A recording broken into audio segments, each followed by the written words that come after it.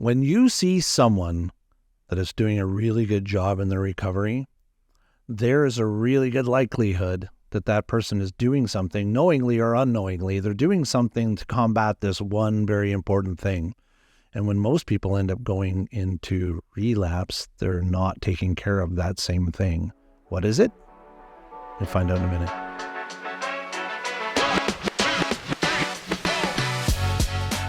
One of the things that people really identify with when they look at a person who's struggling with addiction is this idea of not liking themselves. And they're like, why is it that people with addiction don't like themselves? We can see that very clearly in some of the addiction in the street level, but we can also see it when, we look at the individuals in our households, in our homes, or if you've ever had an experience with dealing with somebody with addiction, there seems to be a sensitivity around maybe not liking themselves or maybe not having a level of confidence, and it's really abundant. And the reason being is that people with addictions tend to have a greater level of shame than the average person does. And so today we're going to talk a little bit about what that is. Why do we give a crap? Why would you want to talk about it for your recovery? And what are the big takeaways that we can get from having a conversation about shame? Sounds exciting, right? So much fun talking about the miserable emotion of shame. So what is it? What is shame? It is a feeling of distress. It is a low feeling that we would get when we recognize that there's something that makes us not fit in or not belong. And, being the lowest of all emotions that some people would say is the lowest of all emotions is something that's internalized. So it's not something that's outside where we're pointing at, this is bad or scary or sad or happy. It's something that's about me specifically. So one of the best ways to describe shame is when we look at guilt, is a great way to compare it, because we know what guilt is. I've done something wrong. And one of my favorites, Brene Brown, she says it in this way: guilt is I've done something wrong, and shame is I am something wrong. So the idea is, if I was to spill a glass of milk and I spill it and I go, oops, I spilled a glass of milk, I'm guilty. I did it. It's me. I'm responsible. I got to take care of it. Whereas shame is there's something wrong with me because I spilled the milk. I'm bad. I'm a bad person.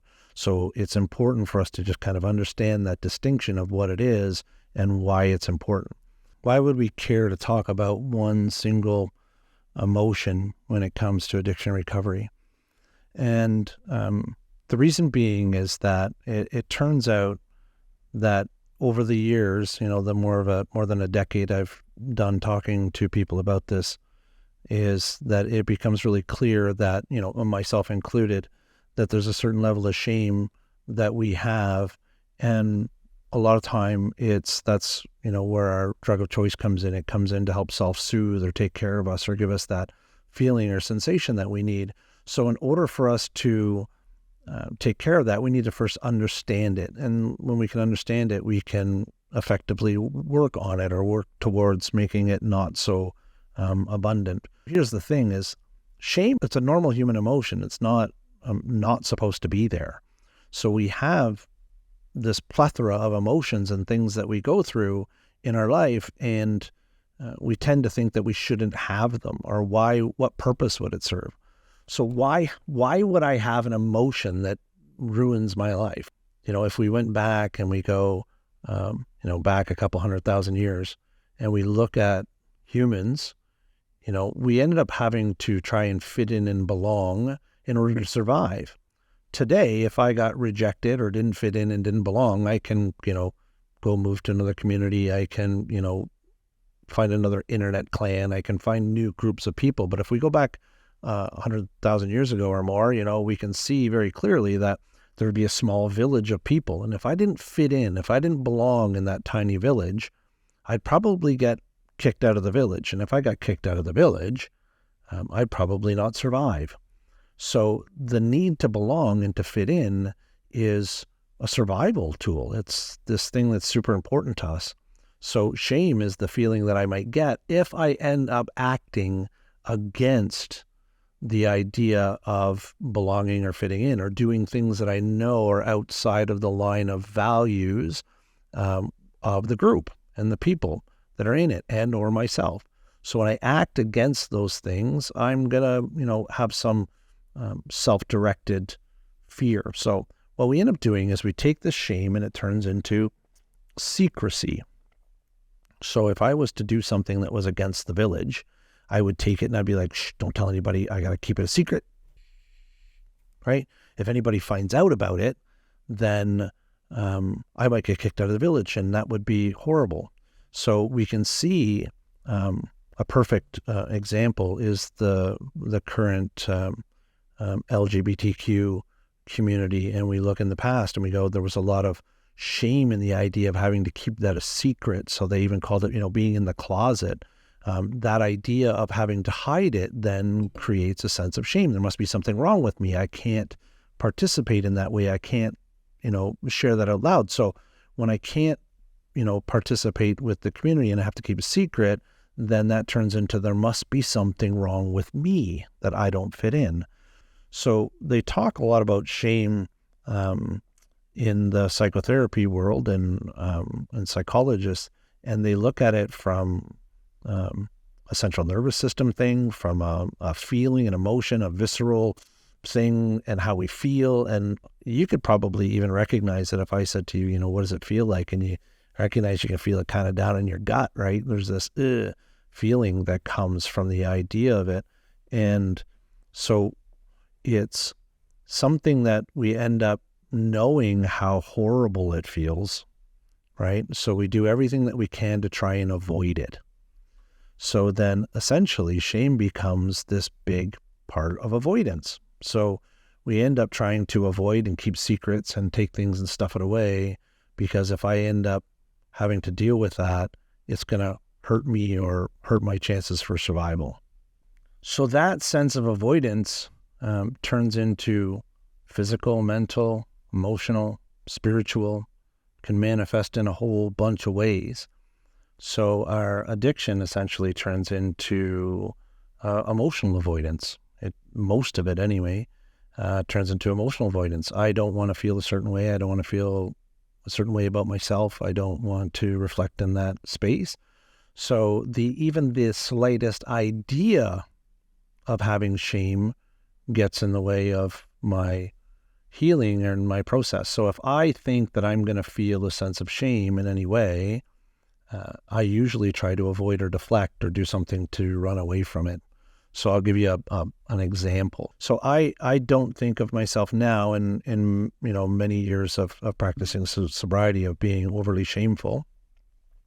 But there was a few weeks ago, it was Friday the 13th, and I went out for a motorcycle ride. And I went with my friend, and we're talking about our bikes. We're talking about what's going on. I used to own a bike, and it was a Ninja. And he was talking about his son's Ninja, and he was talking about how it was, this, great bike, and it was a 400cc bike, and this, that, and the other thing. So my friend looked at me and he said, was yours a 400? And I immediately just said, yeah, it was a 400. Yeah, it was a 400. But meanwhile, it was a 250. And if you know anything about motorcycles, you get a 250. It's like a starter bike. It's a, really low cc. It's not very fast.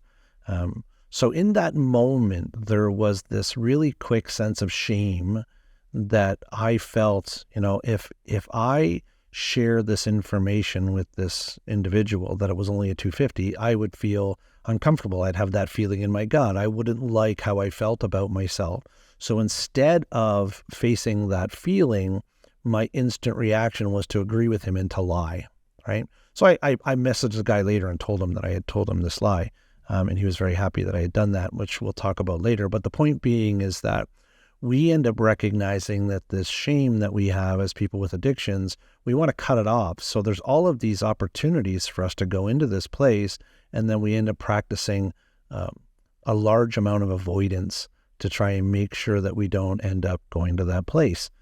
So this is, being grandiose or stepping into things in a bigger way. Sometimes I know that the deeper feeling of emotion can be cut off, kind of head off at the pass, so to speak. So if I know that there's going to be some feeling of emotion, I will go to counterbalance it with something else. So it's very often that we'll see that people that are avoiding shame are also really successful people. So it goes in the both directions. The people that are trying this avoidance of shame might go and work extra hard or become workaholics or put all their energy into accolades or to being something different. And there was some studies done years ago where they had looked at individuals with high achievements, CEOs and doctors, and then those people that were homeless in the street. And they were saying a lot of them had a very similar background and a very similar upbringing, and the things that they had went through were very similar. It was just how they ended up processing that shame and what they did with it to get to where they are. So it is, there's a direct correlation there to the understanding of how we end up dealing with that. How do we look at it to decide, is it good shame or is it bad shame? And how do we know the difference between the two? So if I end up getting, shamed into becoming a lawyer, is that bad? I don't know. I guess that's up to you. But if I get shamed and shame myself into drug addiction, then yes, I guess it is. So there's something that needs to be recognized when we're having this conversation, is the difference between the perceived shame and the real shame, and what's real and what's not real, and knowing how it is that we decide to deal with it and how we process it. So the perceived shame is anything where I can see that I feel shameful about something and maybe there's not a truth to it. Maybe I won't actually be rejected. Maybe there's not something wrong with me. In the case of somebody being assaulted or something happening to them in a negative way, they might feel a sense of shame that they were taken advantage of, or something had happened to them. And they might think that I should have been stronger, or should have been able to fight it off, or that shouldn't have happened to me. Them dealing with that in a way that they shame themselves is more of a perceived shame. There's something wrong with me, when really they were a victim. So, but there's also a part where we go, well, there's parts where I do things that are, legitimately shameful, where I did things that were against the greater good or against my values, or I did something to hurt somebody, or I did something in those ways. And then we need to kind of take that information. That's why we're, kind of looking to break it down and understand what the shame is, so that we can look at it in a healthier way. Now, the perceived shame, that's something that needs to be taken care of through, talking to a professional or working our way through it in another way. So even sometimes 12-step stuff can help us work through recognizing what's real and what's not real. And then the real shame we'll get to later. And this is, there's ways to process and deal with that makes us healthier in our recovery. So it's really important that we look at this in a bigger way. So over the years, I've recognized that sometimes shame becomes motivation. It becomes a motivating factor. And I think that, part of it can be valid, and it's not saying that using shame is always wrong. But when we're using it as a motivating factor, we end up putting ourselves into kind of running away from a problem opposed to running toward a solution, which is two different things. So if you were to take an individual and look at them and say, they were trying to motivate themselves to be better, to do something different, to act in a different way. And I had two people. Let's use children, for example, which kind of hits home. If you look, you had two children, they're sitting side by side, and one of them, you told them, you're not good enough, you should be better. And the other one, you told them, you're good enough, but, here's an opportunity for growth, or here's things that you can do, or here's ways that you could evolve and grow. They could both be just as motivated to make the same change, but one of them will be doing it in a negative energy, in a space of being in fight or flight, being in a place of not belonging, but then using that as a motivation. Or the other person would be engaged to participate because it's out of love and compassion and understanding and the recognition for what's valuable to them. And I think that we mix these things up, or what we do is we end up making guilt into shame as well. So when somebody does something wrong, instead of saying, hey, you know what, here's a behavior that's that's less than desirable, and we want to make sure that we take accountability of it and we move forward. We say, instead of you did a bad thing, you are a bad thing. You're a bad person. You've done the, so then that motivation sometimes can work. And we live in a society that tends to use that motivation against us. So we can see from the way that we're talked to, the way our parents talk to us. Sorry, Mom, I'm not saying my mom did that, but what I am saying is that parents are only doing what they know how to do best, and they say what they know and do what they know. And sometimes that can come off as shameful. And this is where we have an opportunity to do better. So knowing that how we talk to people and the things that we do can invigorate areas of shame. So in the recovery world, when we're trying to help individuals, we're trying to help decrease some of that shame. So that's why we use person first language. We don't, come at people and try to shame them into getting better. You're a bad person. You should get better. You do this. You're a piece of crap, whatever. When we do those things, we're just invigorating more of that negative addictive behavior. And society tends to do that. So when we see people on the street, or we see someone struggling with homelessness, they tend to want to tell them that, like, look at them and be like, well, you could have done better, or, you should have fit in, or you should have done this, or you should have done that. And that is abundant right across the board. So we live in a society that perpetuates this shame as well. So a call out to everybody who's watching is, whether you're a person in addiction watching this, or whether you're a family member, is you have a contribution to this. You have a contribution that you participate in to contributing to that shame.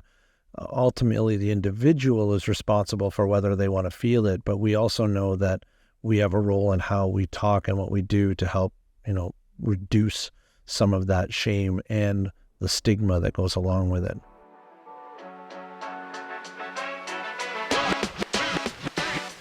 The perpetual cycle of shame is probably one of the biggest tools and the things that we reflect on as professionals who work in this field. And I think it's important that we can see it and kind of visualize this snowball rolling down a hill. So as we described, we talk about shame. We talked about, some of the reasons why people might use some of the avoidance. But the cycle of shame is this. An individual grew up in a society, in a space, whatever it is that helped lead them to that. Maybe it was trauma or intergenerational trauma, whatever led them to that space of having a belief that they don't belong, they don't fit in, they have a sense of shame that goes with that. They have this underlying shame. People with addictions normally a little bit more, not always, but normally a little bit more.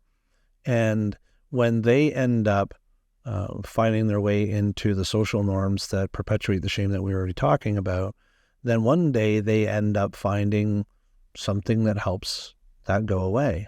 Usually drugs, alcohol, it can be gambling, it can be any kind of behavior that they end up doing that gives them a reprieve from that shame. And they go, I feel a little bit better. So, it's natural that anything that would make me feel better from that state of what is, arguably the lowest of all emotions must be a benefit. It must be good. So then the person continues to use that drug, whatever it may be, to get that sensation or feeling to go away. So, however, in today's world, these behaviors are shameful within themselves. So like we said before, if a person was, thrown back into history, they were doing behaviors that didn't fit in with society or against their values, they would need to hide them, because if people found out, I would have to, if people found out, I might get kicked out of the village. So we don't want to get kicked out of the village. So the perpetual shame is that I have this feeling of not belonging, so that I end up using a drug to help me feel like I fit in and belong. But the process of using that drug reinforces the fact that I don't fit in and belong. So by me, just the fact of using it or doing it sometimes can be shameful. And then that perpetuates more behaviors that turn into more problems, and it exasperates the shame. So I feel more of it. Then I end up having to use again to get rid of that shame. And then the cycle continues, and it just kind of goes on and so forth. Then as the addiction perpetuates, then we end up getting into a space where I end up doing even more behaviors and more things to hide and to keep it a secret, or I end up maybe stealing or sneaking around or lying. And then not only am I doing things that, have something to do with the drug of choice itself, it's actually the behaviors that I'm doing as a result of my drug use are causing even more shame. And then this is the snowball rolling down a hill, and it continues to go and go and go and go and go and go. So the reason why it is so crucial that we understand this in addiction is because we have to break that cycle in order for a person to get better. So we'll see it very often when somebody does, jumps into recovery. They have something that allows them to either give them some peace and some connection, or something that allows them to step away from that shame, or the shame becomes so bad that they end up just surrendering to the whole process. So somebody ends up doing something. You'll see this when somebody gets into a car accident and they're drinking and driving. The shame from being in the car accident, or the behavior that got them there, is so big that I don't want to go there ever again, and I'm going to push that behavior moving forward. It's kind of like the idea of rock bottom. So I'm going to go and make big changes to make my life better because that shame is so strong. Or if they don't have something like that, they get to a place where maybe they're accepted, or they're welcomed into a place, or somebody takes them in and gives them that opportunity to see that they don't need to be shameful. And this is where peer support comes in and is so powerful for people trying to overcome shame. When you walk into a room of a bunch of other individuals who have gone through similar things, and they're all seem to be having a good time or laughing or participating in their life, guess what? I then belong, right? It's different. So the shame is I don't belong, I'm going to get rejected. And then when I go to a space where I do belong, I don't then feel that shame. So I get to work towards having, a calm central nervous system and feeling like I belong and fit in, so that then I can figure out another way to solve my problems. But as long as I'm stuck in that perpetual shame cycle rolling down a hill, it's never going to break. It's never going to go anywhere. So this is why I said at the beginning, the people who embrace this, and they might not even know that they're doing it. And this is the brilliance of it, is they're the people that overcome their shame and they face it through doing the things that they need to do will end up getting better than the people that don't deal with the shame. The people that don't get better tend to just find alternative ways to feel better for the time being, but it ends up coming back. And then their needs need to be filled in another way, and they end up relapsing again, or they don't feel good enough about themselves to be able to move forward. So what do we do about it? So it is not as simple as just bippity boppity boo. We can't make it go away. It doesn't work like that.